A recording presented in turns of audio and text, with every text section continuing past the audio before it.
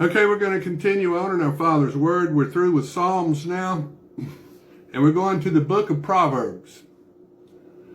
Now, Solomon wrote the book of Proverbs. He wrote Ecclesiastes, and he wrote the Song of Solomon, and he wrote Psalm 72 and 127.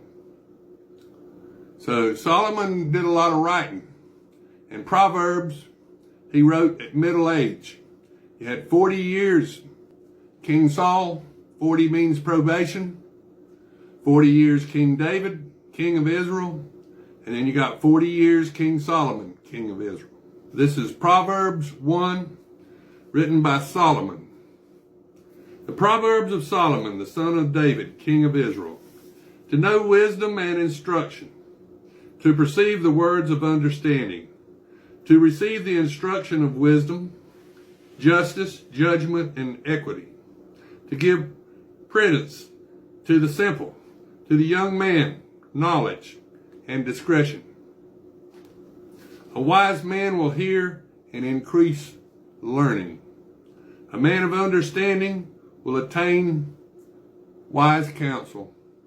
To understand a proverb and an enigma, the words of the wise and their riddles. The fear of the Lord is the beginning of knowledge.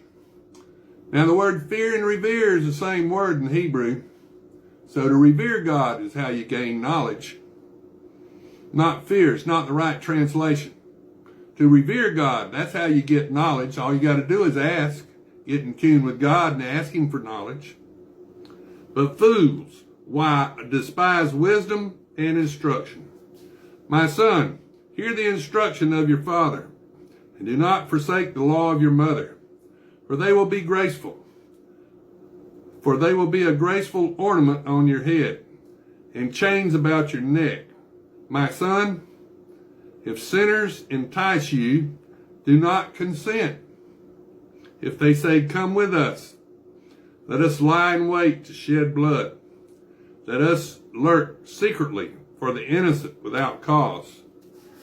Let us swallow them alive like Sheol, and whole like those who go down to the pit.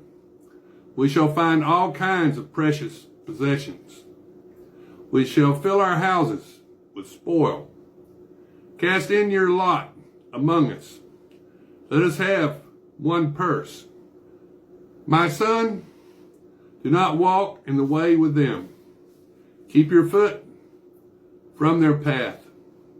For their feet run to evil, and they make haste to shed blood. Surely, in vain, the net is spread in the sight of any bird, but they lie in wait for their own blood. They lurk secretly for their own lives. So are the ways of everyone who is greedy for gain. It takes away the life of its owners.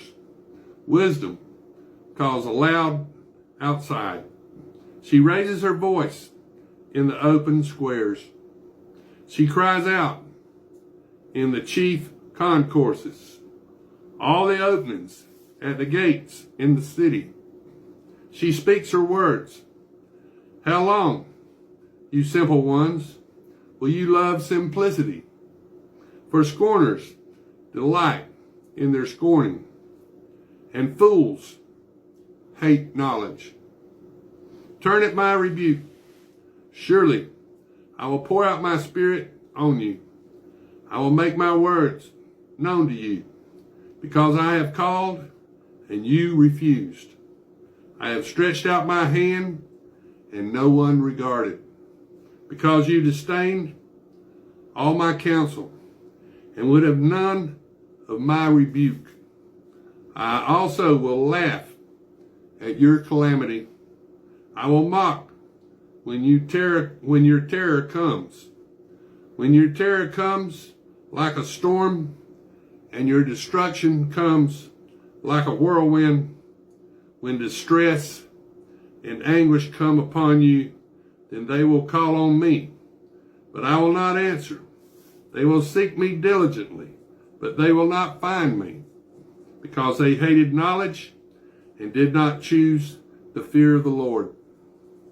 They would have none of my counsel and despise my every rebuke. Therefore they shall eat the fruit of their own way and be filled to the full with their own fancies.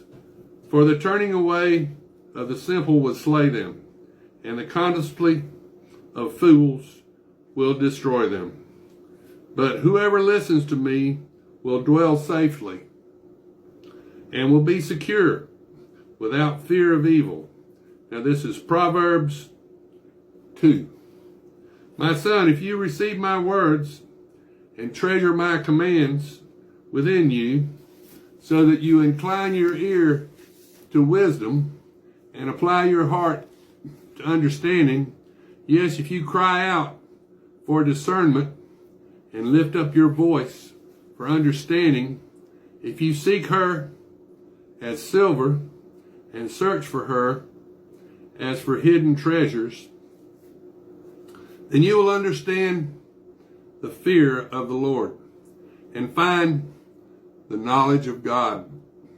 For the Lord gives wisdom. From his mouth come knowledge and understanding. He stores up sound wisdom for the upright. He is a shield to those who walk uprightly. He guards the paths of justice and preserves the way of his saints. Then you will understand righteousness and justice, equity, and every good path.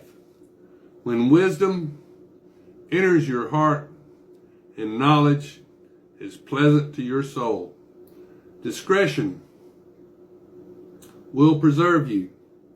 Understanding will keep you to deliver you from the way of evil, from a man who speaks perverse things, from those who leave the paths of uprightness to walk in the ways of darkness, who rejoice in doing evil and delight in the perversity of the wicked.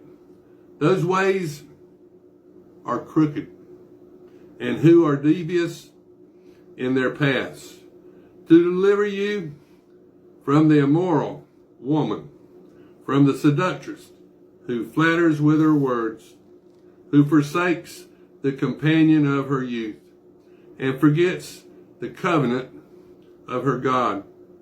For her house leads down to death, and her paths to the dead. None who go to her return, nor do they regain the paths of life. So you may walk in the way of goodness and keep to the paths of righteousness. For the upright will dwell in the land, and the blameless will remain in it. But the wicked will be cut off from the earth, and the unfaithful will be uprooted from it. Now this is Proverbs 3.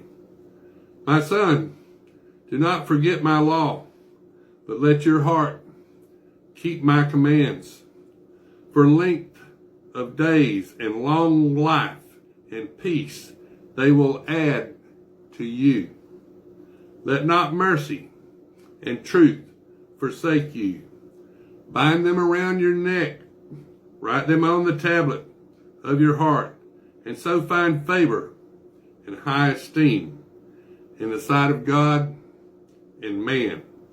Trust in the Lord with all your heart, and lean not on your own understanding. In all your ways acknowledge him, and he will direct your paths. Do not be wise in your own eyes. Fear the Lord and depart from evil. It will be health to your flesh and strength to your bones. Honor the Lord with your possessions and with the first fruits of all your increase. So your barns will be filled with plenty, and your vats will overflow with new wine. My son, do not despise the